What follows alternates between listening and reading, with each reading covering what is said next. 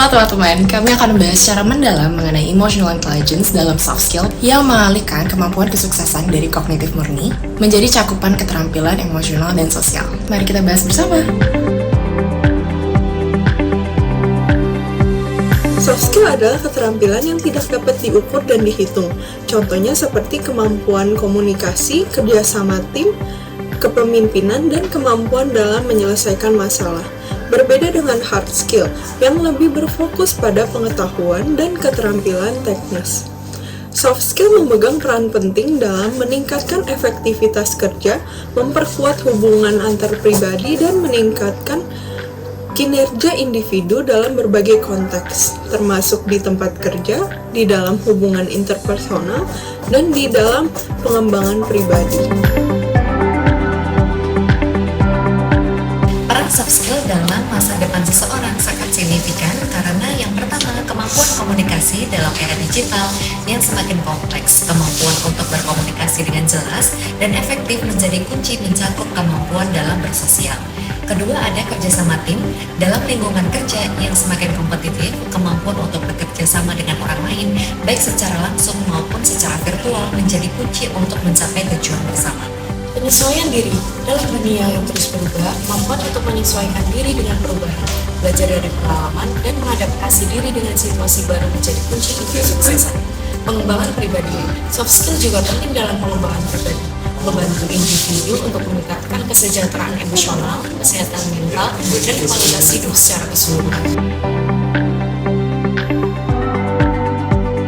Teori emotional intelligence yang dikembangkan oleh Daniel Goleman adalah konsep yang menekankan pentingnya kemampuan untuk mengidentifikasi, memahami, mengelola, dan menggunakan emosi secara efektif.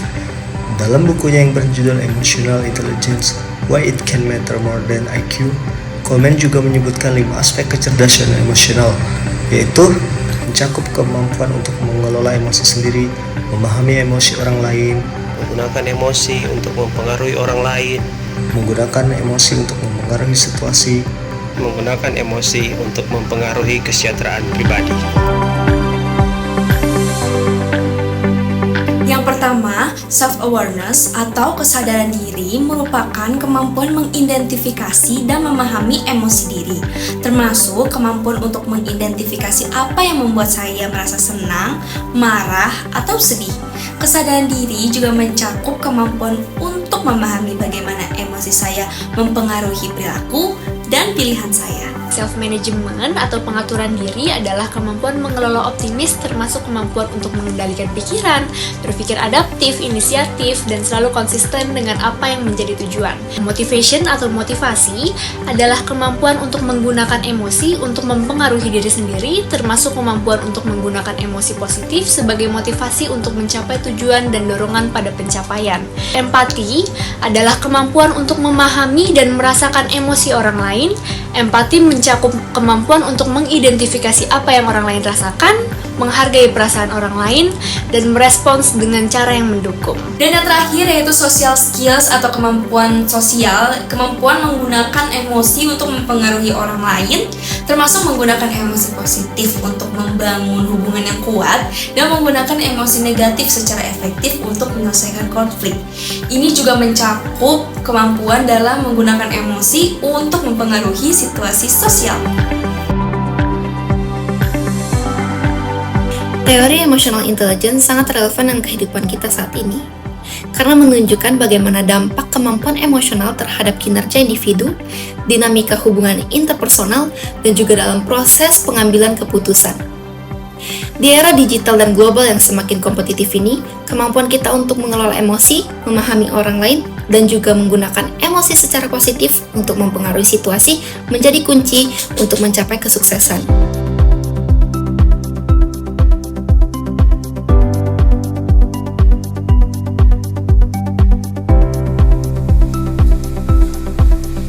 Oke guys, itu udah ada draftnya. Ini dia yang draft. Baiklah, kita semua menyadari bahwa proyek kita ini sekarang berada pada titik yang kritis. Tidak ada waktu lagi untuk menunda-nunda, dan kita harus menyelesaikan sekarang juga. Benar. Saya tidak percaya bagaimana kita bisa sampai ke titik ini. Kita harus menemukan seorang yang bertanggung jawab dan menyelesaikan masalah ini dengan cepat. Tapi tunggu, mari kita coba mundur sejenak terlebih dahulu dan berpikir dengan kepala dingin. Pertama, kita harus mencari tahu akar penyebab masalah ini terlebih dahulu sebelum kita bisa menyelesaikannya. Ya, mungkin ada sesuatu yang kita lewatkan. Mari kita coba identifikasi titik-titik kegagalan dalam komunikasi kita. Baiklah, saya mendengar. Dan sepertinya ada momen di mana komunikasi kita gagal. Saya pikir penting bagi kita untuk mengevaluasi bagaimana kita bisa berkomunikasi lebih baik di masa depan nanti. Kita perlu membangun fondasi yang kuat untuk kerjasama tim kita. Ya, itu benar. Kita harus lebih terbuka satu sama lain dan memastikan bahwa tidak ada lagi kebingungan di masing-masing departemen kita. Saya setuju.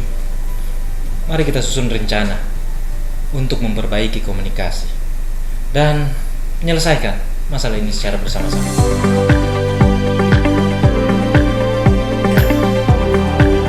Dari apa yang kita saksikan bersama, Stephen, Gary, dan Christian telah berhasil menavigasi emosi dengan bijak, yang menegaskan bahwa emotional intelligence adalah kunci utama dalam menyelesaikan konflik di tempat kerja.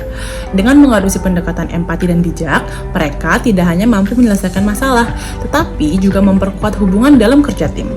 Perilaku mereka menyoroti pentingnya kemampuan emotional intelligence dalam memahami diri sendiri dan merespons perasaan orang lain dengan baik.